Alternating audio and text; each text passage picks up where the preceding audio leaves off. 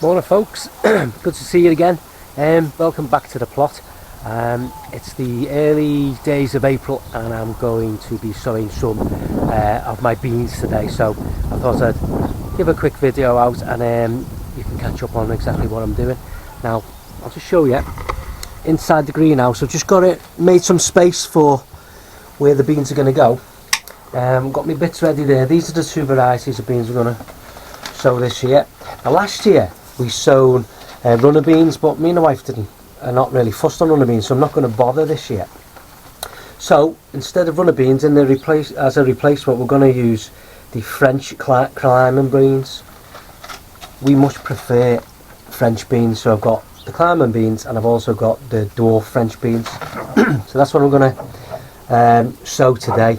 So I made some space yesterday in my greenhouse. Took out a lot of my brassicas which were on the bottom staging down there. I'll just show you where they are now. You'll notice the dogs have got the fleeces on again today because we're in a little bit of a cold snap. Not warm at all, although the skies are relatively blue and the sun's out. We've had some sharp frosts and it really is quite cold this morning. So anyway, this is where I put my brassicas yesterday. I took them out of the greenhouse. It's the main reason last year I built the cold frame. It was just for space more than anything. So the brassicas, as you can see, are coming on really, really well. So I'll move them out into there. So I've got somewhere to put the beans today once I've sown them. I'll give you a quick catch up on the peas, which I spoke about in the last video. Coming on really, really well now. As I say, even the ones that had to be re-sown, as you can see, they're all starting to show, and it won't take long before they catch up. There's just some leeks there. What leeks are they? Oh, they're my Musselburgh leeks. My prize taker leeks are over here. They're all pretty well on, looking quite good.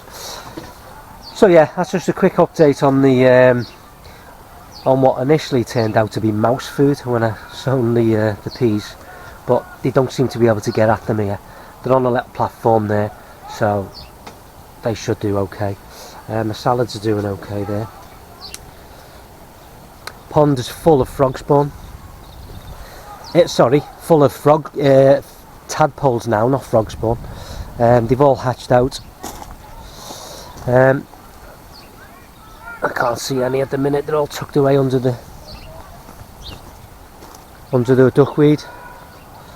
Me allium beds are pretty much done now.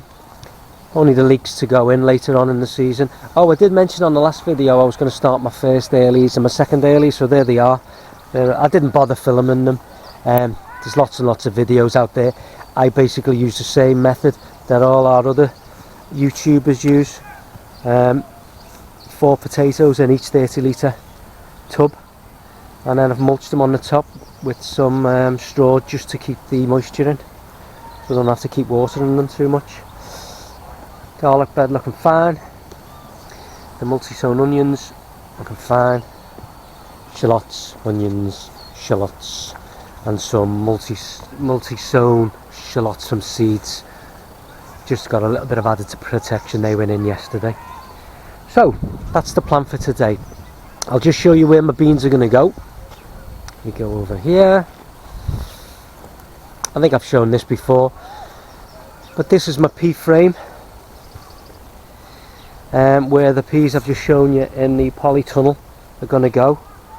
It'll be one gutter on each side of there. Under this cloche here I have sown the same variety of pea early onward, but what I've done is I've direct sown these just so I can compare what they're like. So I'll just lift these up and see whether anything's showing, but I think they're only a couple of weeks old, so I doubt there's anything showing underneath at present, other than weed. So they're not showing just yet, but I would expect that. So I'll just put that back. So they're going to be my direct sown peas, and because they're going to be quite a number of weeks maybe a month or so behind the gutter sown peas.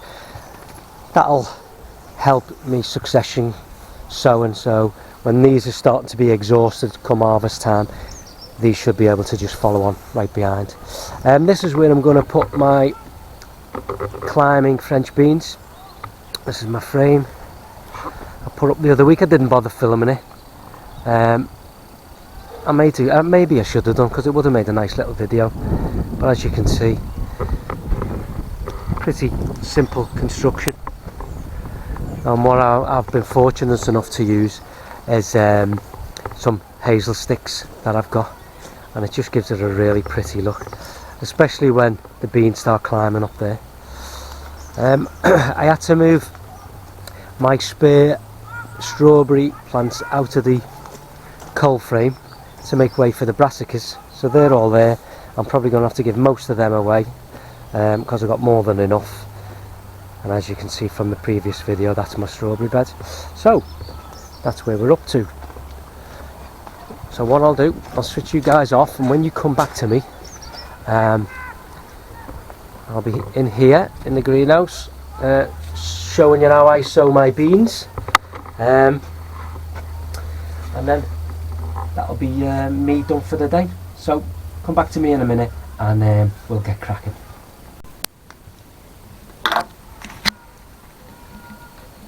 Morning guys, hope you're okay.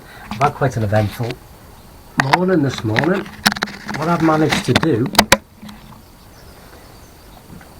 is make 2 videos for you on how I sow my climbing beans and why I sow them, and also my dwarf French beans and how I sow them. And I managed to not press record, so I've just gone through the whole section on how I do my climbing French beans and my dwarf French beans, and I didn't record 1 second of it, so that was a wasted half hour. So I'm going to do it again, just like that kids program we all grew up in the UK watching, Blue Peter. Here is some I prepared earlier. So I've just sown all of these, thought I was videoing it, told you how I did it, and I recorded nothing. So I'm going to try and catch up very, very quickly. Like I've said previously this morning, but nobody's going to see it, I grew a load of runner beans last year, really successfully. They done fantastic, they cropped fantastic, but discovered that me and the wife are not really that fussed on them, and we didn't eat them. And we grew that many, we just couldn't give them away. So I decided I'm not going to grow them again, unless I can eat the stuff, unless I enjoy eating the stuff. I'm not going to grow it, because there's no point. Now the dwarf French beans we grew, we ate all of them and we really, really liked them. So I managed to find some climbing French beans, which are these ones here, called Blue Lake. So they're the ones I'm going to go with. They're the ones that I've gone into these 2 lots of trays. Now on my bean frame I've got 10 vertical uprights, so I'll want to put a plant at the base of each one, or really I'm probably going to put 2 plants at the base of each upright, so that the 2 of them can work their way up and find their way up onto the bean frame, and hopefully produce lots and lots of nice tasty pods for us to eat. So what I've done, I've got 6 cells in each of them, so that's 12 cells. I put 2 beans in each, so I've got a couple of spares there.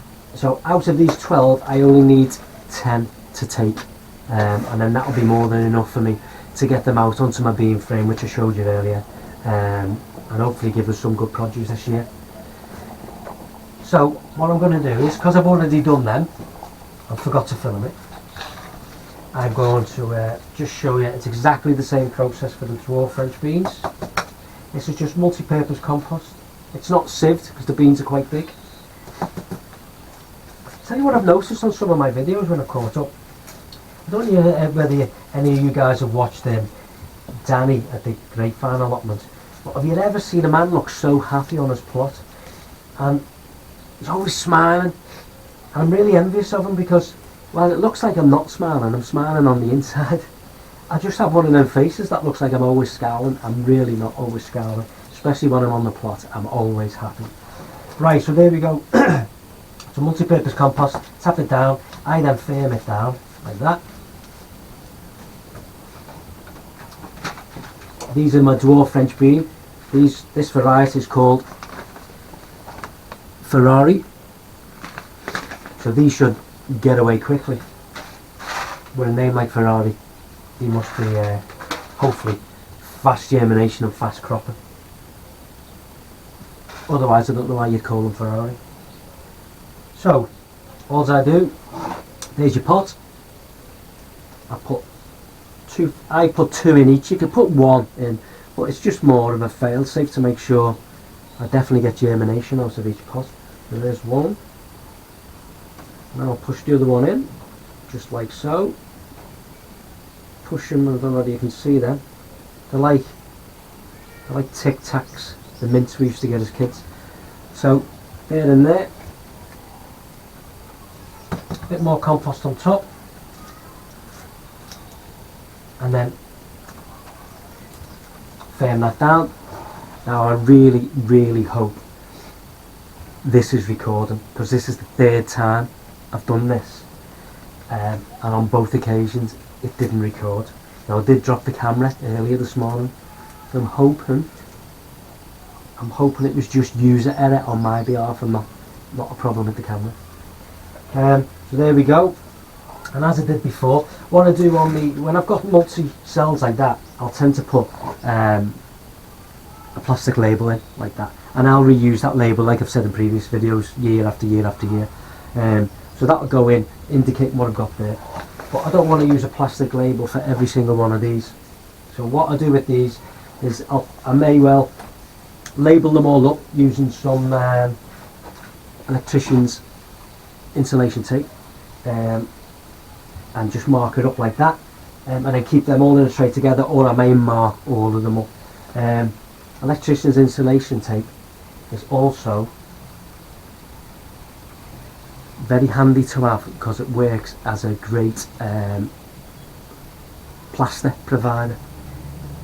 As someone who used to work in the construction industry, the amount of times I had my fingers taped up for cuts and scrapes and little wounds here and there, it works fantastically well on that. But that's just for me. That isn't to say you do that at home. Please don't do that at home. If you're not comfortable with it, make sure you clean and dress any wounds, any cuts, especially on the plot, correctly, and take no notice of an old electrician who used to just tape his fingers up.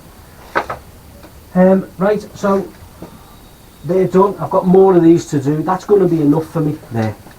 As I say, I've got 12 cells in total. I've only got 10 uprights, so there's going to be at least 2 spares there. That's going to be enough for me. They're going to be nice and deep, plenty of food in them. So they're going to be fine for me climbing beans. I'll do the rest of these dwarf French beans now. I'm going to give these a really good water, give them a good soak, and then get them back in the greenhouse on the shelving. And according to these, the Ferraris, we should get germination between 7 and 14 days, if conditions allow. And for the climbing bean, the Blue Lake, we should have germination about the same, 7 to 14 days.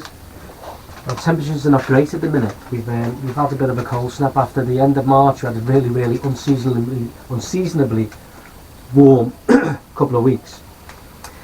It's gone back to our usual UK springtime now, bit of sun, bit of rain, as you can hear now. Rain's coming down, temperatures in single figures again, but it is what it is, we're used to it. As well as them, I'm also going to sow some of these. These are from last year. These are the dwarf French bean. I don't know whether you can see them. They're called Purple Queen, really dark pods. When you cook them, strangely enough, the pods turn green again, look like any other French bean. So I'm going to sow a load of them as well, and they're going to go in the same bean bed as the climbing beans and my peas that I showed you earlier. So I'm going to get on with these now, then I'm going to give them a good water, get them in here, and then that'll be my filament for the day, hopefully, if this has filament. So, like I say, I am smiling on the inside, I really am. If you want to say in the comments how you do things, what times you do them, when you sow them, how you sow them, please do so, and any tips I can get off you, I'll take on board. But from me for now, that's it for today. So hopefully I'll see you soon. Bye for now.